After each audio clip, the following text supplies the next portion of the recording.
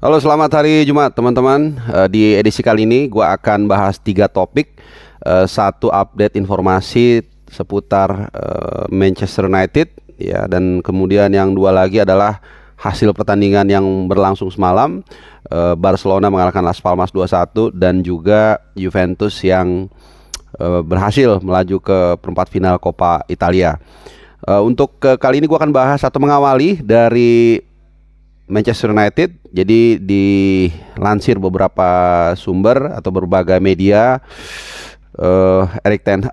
Sir Jim Ratcliffe ya sudah atau akhirnya mendatangi sesi latihan dari skuad Manchester United udah dua kali, Selasa dan juga Kamis. Dan ini sedikit sebenarnya mengundang tanda tanya ya. Artinya sebagai direktur operasional sekarang, sporting director, sejak malam Natal ya, Christmas kalau nggak salah 24-25 itu proses akuisisinya saham 25% dari Manchester United. Artinya hampir 10 hari Radcliffe baru mendatangi training camp dari bukan training camp ya, sesi latihan dari Manchester United. Ya menurut gua agak sedikit lama lah ya, tapi mungkin dia sibuk juga seorang konglomerat.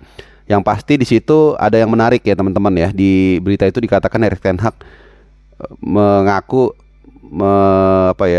melakukan pembicaraan yang sangat positif begitu ya, tanpa merinci secara detail misalnya soal transfer pemain, soal budget yang mungkin dialokasikan atau apapun itu. Jadi tapi di sisi lain ada yang mengatakan ya itu lebih kepada perkenalan aja, lebih sebagai ya awal-awal lah, dia sebagai pemilik baru ya, walaupun hanya 25%. Dan yang terakhir juga isu soal bursa transfer Januari.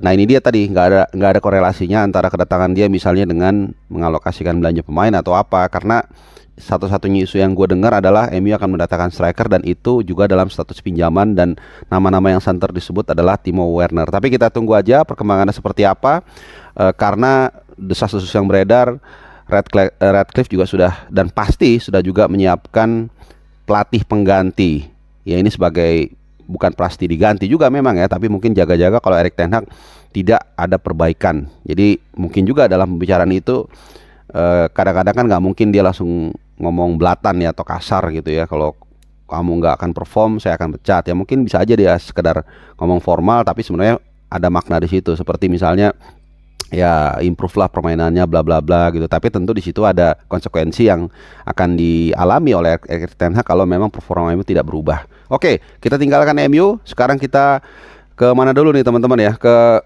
mungkin ke Juventus dulu ya. Jadi kebetulan kemarin gue yang ngebawain Juventus menghadapi Salernitana di TVRI.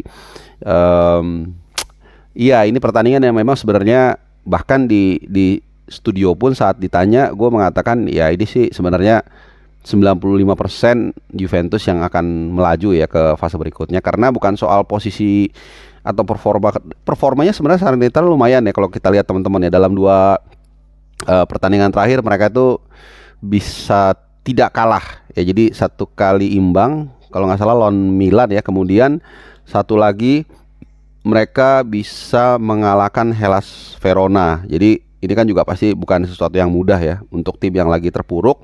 Tapi sekali lagi yang dihadapi adalah Juventus, dan kita bisa lihat kemarin bagaimana Juventus dengan rotasi saja mereka bisa menang dengan skor yang mamut ya, dengan skor 6-1. Dan ini yang penting ya.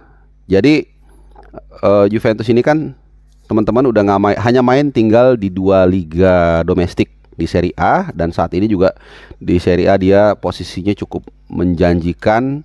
Posisi kedua hanya terpaut 2 poin dari Inter Milan yang bertindak sebagai kapolista, sehingga dia bisa memfokuskan dengan skuad yang menurut gue sangat tidak mewah, tapi mereka bisa gua rasa compete ya, apalagi dengan mental juara yang mereka miliki, dengan Allegri yang juga kita tahu sangat paham luar dalam Juventus.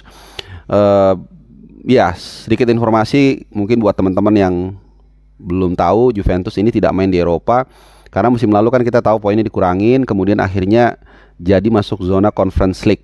Nah di situ dia juga tidak di kick out karena melanggar financial fair play regulation. Jadi akhirnya hanya main di dua kompetisi domestik, dan ini sebenarnya di sisi lain blessing in disguise juga, sehingga mereka bisa fokus di dua kompetisi ini. Dan saat ini mereka sangat apa ya, sangat menjanjikan lah ya. Nah kemarin eh Allegri itu melakukan banyak rotasi ya. Jadi dibandingkan line up sebelumnya, dibandingkan line up yang ketika mereka mengalahkan Roma 1-0 itu banyak banget yang diganti, termasuk juga em, bocah ajaib mereka ya, Yildiz. Nih, yang kemarin memang main juga pada akhirnya teman-teman ya, tapi mainnya dari bangku cadangan. Ya kan, Yildiz, sorry. Kenan Yildiz ini bocah ajaib berusia 18 tahun dan maaf. Jadi ada berapa banyak banget ya rotasi. Jadi di belakang itu mereka hanya eh, meninggalkan mengganti Bremer. Jadi Danilo sama Gatti sama. Ini dibandingkan line up yang menghadapi Roma ya. Kemudian kipernya juga Mattia Perin, biasa nih jatahnya Mattia Perin kalau kayak gini-gini. Kemudian di tengahnya juga hanya meninggalkan Rabiot. Ya, Rabiot dan Locatelli. Di depan diganti semua tuh, Yildiz dan Vlahovic. Walaupun dua-dua pemain itu main di tengah pertandingan. Jadi dirotasi banget ya, karena setelah ini cukup beruntung sebenarnya ya jadwal Juventus ya. Tapi mereka tetap harus itu tadi, dengan skuad yang menurutku tidak terlalu mewah. Allegri juga tidak mau para pemainnya langsung hektik di awal-awal tahun ya.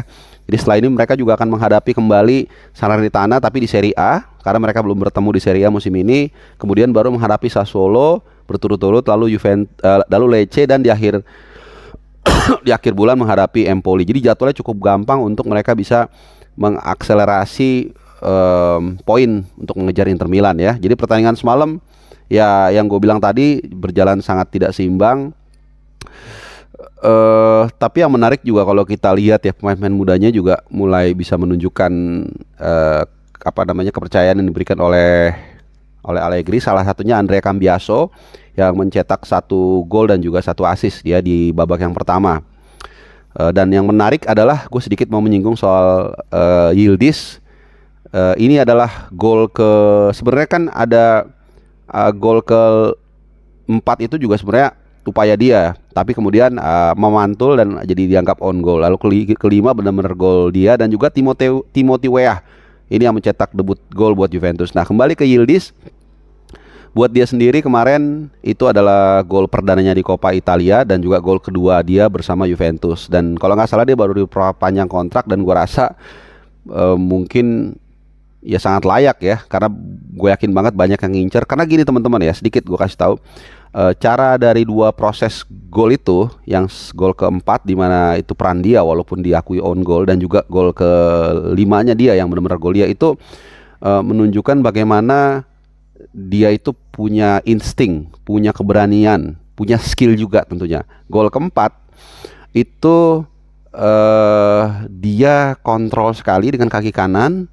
Jadi diletakin dengan kaki kiri, kemudian disuting dengan tenang. Nah ini yang penting ya. Jadi itu pun sebenarnya dia mau ngolongin kipernya Salernitana. Jadi gua jarang ngelihat, kalau gua ngelihat ada pemain atau striker yang berani mencoba mengolongi kiper ketika one on one, itu berarti mentalnya, instingnya sangat kuat dan sangat tenang. Nah kemudian gol kelima ini lebih kepada keberanian dan juga kemampuan individu, bagaimana dia melewati sandwich dari lawan, meliuk, kemudian bahkan di momen terakhir juga dia sempat diganggu, dia decoy sekali baru dia syuting dengan kaki kanan. Jadi kaki kanan kirinya hidup nih teman-teman nih. It's another big thing. Jadi gua rasa mungkin Allegri benar ya, kalau terlalu cepat juga mungkin bahaya buat karir dia.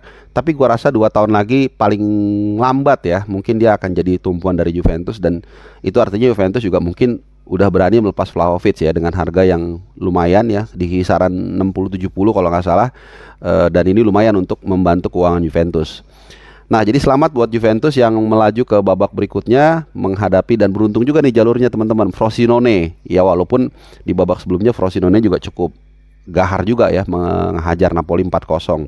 Dan kalau seandainya Juventus lolos lagi, mengalahkan Frosinone, akan bertemu antara Lazio atau Roma, 2 tim ibu kota ya. Dan musim ini Juventus agak sedikit lega karena Inter Milan sudah tersingkir. Karena 2 tahun terakhir Juventus selalu terhenti langkahnya di fase, pokoknya sama Inter Milan lah ya. Tahun lalu kalau nggak salah tuh di final, tahun lalunya lagi di semifinal, kira-kira seperti itulah. Oke, kita ke Barcelona yang semalam menang tipis 2-1. Ya, apa yang menarik dari pertandingan ini adalah kalau kita lihat sebenarnya Las Palmas bermain juga nggak jelek ya. Jadi kalau kita lihat gol pertama misalnya itu lebih kepada ini memang terjadi menit 12. Jadi 1 menit setelah Joao Cancelo ditarik keluar. Nah, kita belum tahu nih update terakhir ya, cederanya seperti apa. Kemudian ketika ada bola crossing slice dari sisi kiri pertahanan Barcelona, itu dua pemain lagi-lagi memang terlalu terpaku dengan bola sehingga dengan mudah serobot oleh Munir El Haddadi.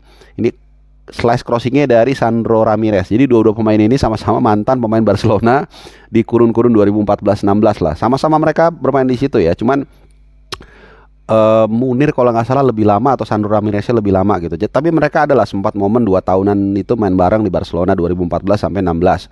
Nah, kemudian ada gol balasan dari Ferran Torres di menit ke-55. Jadi tadi turun minum 1-0 ya. Dan di detik-detik terakhir bahkan ya, bukan menit terakhir, malah detik terakhir Barcelona mendapatkan penalti yang menurut gue ini memang penalti lah gitu. Jadi kalau kita menilai sesuatu nggak usah terlalu terlalu subjektif kalau memang udah clear, kecuali memang 50-50 ya, katakanlah memang masih sangat diperdebatkan. Kalau itu memang clear, memang ada dorongan dari siapa ya, pemain Las Palmas lah pokoknya. Oh, dari pemain Belanda dia ternyata ya. Iya, ini Singgraven, nama lengkapnya Dale Singgraven, dan dia juga baru masuk lapangan baru sebentar ya kalau nggak salah teman-teman ya, baru menit 82 dan itu memang situasi yang agak tricky sih. Tapi menurut gua ya kalau lu dorong dalam posisi itu, mudah-mudahan ada fotonya ya, kalau enggak mohon maaf. Ya itu memang jelas penalti dan wasit tidak punya pilihan lain selain memberikan penalti. Dan penaltinya cukup berani Gundogan ya. Ini mental dan pengalaman berbicara di sini. Dia hajar ke tengah, datar low low lah gitu ya. Dan dia 2-1, dan ini membuat poin di klasemen La Liga juga agak lumayan tetap seru jadinya ya, karena tadinya kan Madrid dan Girona seperti video gue sebelumnya bahas, Two Horses Racing di atas dengan 40 poin. Sekarang Barcelona dengan 1 pertandingan sisa yang mereka mainkan, mereka menang 2-1, membuat poinnya hanya berselisih 7. Jadi musim belum selesai buat 3 klub ini ya. Sekaligus juga menggeser Athletic Bilbao yang berapa jam sebelumnya menang dari Sevilla 2-0. Jadi Athletic Bilbao sempat peringkat ke-3 sementara, menggeser Barcelona, tapi Barcelona menang, Barcelona balik lagi ke posisi 3. Oke, itu dulu pemaparan dari gua. Terima kasih, selamat hari Jumat, happy weekend.